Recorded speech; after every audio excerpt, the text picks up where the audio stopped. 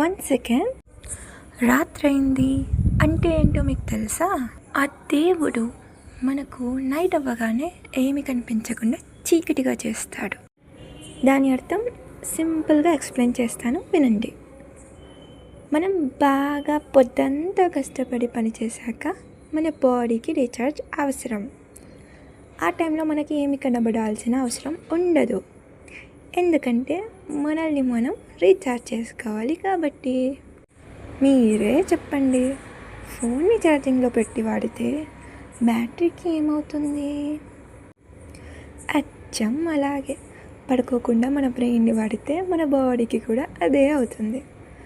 So this is a reminder for you to sleep if you're scrolling in the night, and if you're watching this in the daytime, share this to your friend who scrolls in the night.